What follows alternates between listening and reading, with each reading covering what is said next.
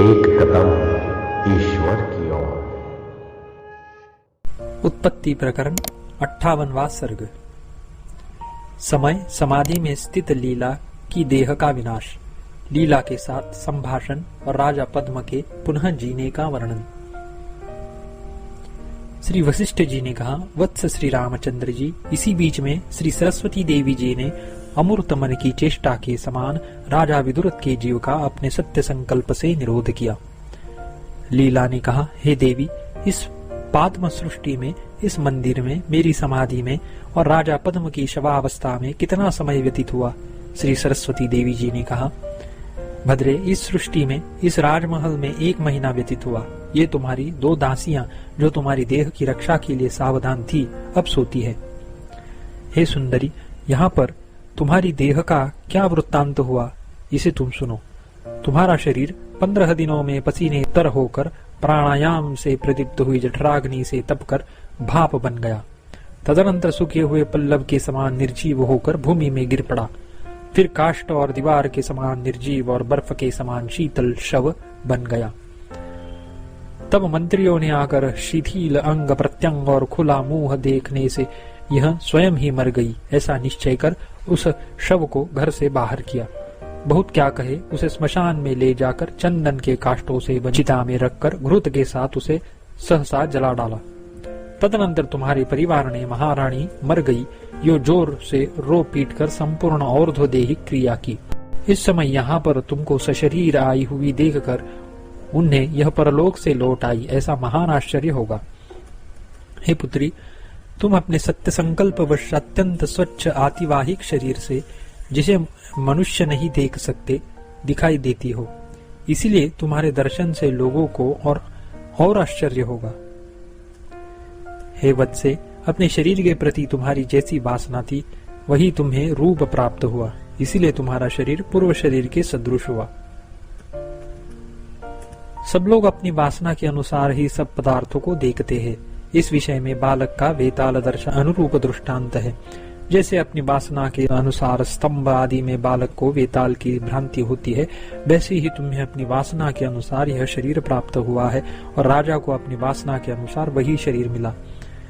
हे सिद्ध सुंदरी, इसमें कारण यह है कि तुम आतिवाहिक देह वाली हो गई हो। पूर्व जन्म के देह तो तुम भूल चुकी हो, अतएव उस पर तुम्हारी वासना नहीं रही। जिस ज्ञानी पुरुष की आतिवाहिक दृष्टि बद्धमूल हो जाती है, दूसरों को आदि भौतिक रूप से दिखाई देता हुआ भी उसका शरीर आकाश में शरत काल के मेघ की नाई शांत हो जाता है।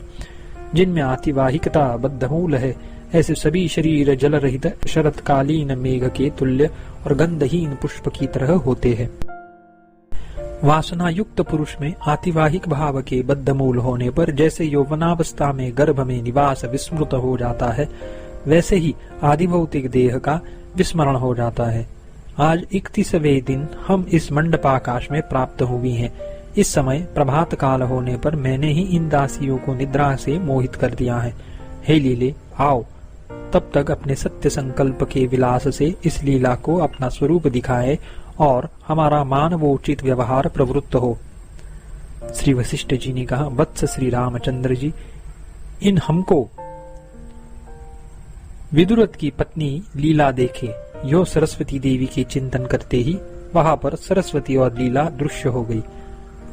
उनके दृश्य होने के बाद विदुरथ लीला की आंखों में चकाचौंध हो गई। उसने अपने को उनके तेज पुंज से दैदीप्यमान देखा। द्रव से शीतल दीप्ति के कारण चंद्रमास के बिंब से निकाले गए से और उनकी कांति रूपी द्रव से युक्त भित्ति वाला होने के कारण सोने के द्रव से धोए गए से घर को देखकर आगे लीला और सरस्वती देवी जी को देखकर बड़े वेग से उठकर वह उनके चरणों पर गिर पड़ी। हे देवियों, आप मेरी विजय के लिए यानी कल्याण के लिए आई है और आप जीवन देने वाली है। आपकी जय हो। आपकी सेविका मैं यहाँ पर पहले प्राप्त हुई हूँ। उसके ऐसा कहने पर पूर्ण यौवन वाली वे तीनों माननिया जैसे मेरू के शिखरों में लताएं बैठती हैं, वैसे ही सोने के आसनों पर बैठ गई। श्री सरस्वती देवी ने कहा, हे पुत्री, पहले से आरंभ कर तुम यह बताओ कि तुम यहाँ कैसे आई, रास्ते में कहाँ पर क्या आश्चर्यकारी घटना घटी और तुमने क्या देखा। विदुरथ की लीला ने कहा, हे देवी, उस समय विदुरथ के गृह प्रदेश में कल्पांत की ज्वाला से मूर्छित द्वितीय तिथि की चंद्रकला के समान मैं मूर्छित हो गई। तदनंतर चंचल नेत्र पलक वाले नेत्रों को बंद कर मूर्छा में पड़ी हुई मुझको भला या बुरा कुछ भी ज्ञात नहीं हुआ। हे परमेश्वरी, तदनंतर मरण मूर्छा के बाद मैं क्या देखती हूँ कि वासना से परिकल्पित देह के तुल्य देह से मैं अध्यास से आविर्भूत हुई हूँ, भूताकाश में उड़ी हूँ।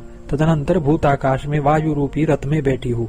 तदनंतर सुगंधि के लेश की नाई वायु रूपी रथ मुझे यहाँ इस घर में लाया। तदुपरांत मैंने इस महल को देखा जो नायक से अलंकृत था, यानी राजा पद्म से।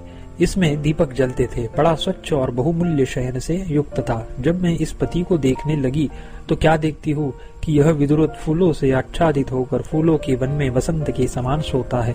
मैंने सोचा अधिक संग्राम करने से उत्पन्न परिश्रम से यह खिन्न है, अतः यह गाढ़ नींद में सोता है। इसीलिए उसकी इस निद्रा में मैंने विघ्न नहीं डाला, यानी इसे नहीं जगाया। इसके बाद ही इस भूमि में आप दोनों देवियों का भागमन हुआ इत्यादि जैसा मैंने अनुभव किया था, हे कृपा कारिणी, वैसा ही आपसे कह दिया है। श्री सरस्वती देवी जी ने कहा, हे हंस के समान गमन वाली और सुंदर लोचन वाली दोनों लीलाओं, हम शवशैया से इस राजा को उठावे। ऐसा कहकर सरस्वती देवी ने जैसे कमलिनी सुगंधी छोड़ती है, वैसे ही पूर्व संकल्प से रोके हुए राजा के जीव को छोड़ा। वायु के सदृश आकार वाला जीव उसकी नासिका के निकट गया। जैसे वायु बांस के छेद में प्रवेश करता है, वैसे ही उसने नासिकारंध्र में प्रवेश किया। जैसे सागर अपने अंदर अनंत मणियों को धारण करता है, वैसे ही अनंत वासनाओं को वह धारण करता था। जैसे अनावृष्टि होने पर मुरझाया हुआ कमल अच्छी जलवृष्टि होने पर मनोहर कांति से युक्त हो जाता है, वैसे ही जीव के अंदर जाने पर पद्म का पहले मुरझाया हुआ मुख कांति युक्त हो गया। उसके सब अंग सरस यानी हरे भरे होकर ऐसे शोभित होने लगे जैसे कि पर्वत की लताएं वसंत आने पर शोभित होती है। पूर्ण चंद्रमा वाली पौर्णमासी की रात्रि में 16 कलाहों से पूर्ण चंद्रमा की नाई शोभित हुआ और मुखरूपी चंद्र किरणों से पृथ्वी को खूब प्रकाशित करता था। जैसे वसंत सुवर्ण के तुल्य उज्जवल कांति वाले अपने पल्लवों को संचलित करता है, वैसे ही राजा पद्म ने अपने हरे भरे कोमल अंगों को संचलित किया। निर्मल चंचल तारिका वाले अपने सुंदर नेत्रों को उसने यो खोला, जैसे भुवन यानी भुवनात्मा हिरण्यगर्भ विराट अपने नेत्र रूपी चंद्रमा और सूर्य को उन्मिलित करता है। राजा, जिसका शरीर शोभित हो रहा था, विंध्याचल के समान बुद्धिमान था, उठा और मेघ के घोष के समान गंभीर ध्वनि से उसने कौन है कहा। दोनों लीलाओं ने उसके आगे जाकर महाराज आज्ञा कीजिए कहा। उसने नम्र दो लीलाओं को अपने सामने उपस्थित देखा। उन दोनों का एक सा व्यवहार, एक सा आकार, एक सी रूपरेखा, एक सी मर्यादा, एक से वचन, एक सा उद्योग, एक सा आनंद और एक सा अभ्युदय था। उसने देखते हुए तुम कौन हो और यह कौन है तथा यह कहाँ से आई है ऐसा पूछा। उससे पूर्व लीला ने कहा, हे देव, जो मैं कहती हूँ उसे आप सुने। मैं आपकी पूर्व जन्म की सहधर्मिणी लीला हूँ। जैसे अर्थ का वाचक होने से अर्थ से मिलती है, वैसे ही मैं आपसे सम्मत होकर स्थित हूँ। यह लीला तुम्हारी दूसरी पत्नी है। मैंने तुम्हारी क्रीड़ा के लिए यानी उपभोग के लिए इसका उपार्जन किया है। यह सुंदरी प्रतिबिंबमयी है। हे देव, यह स्वर्ण सिंहासन के सिरहाने बैठी हुई है, इसकी आप रक्षा कीजिए।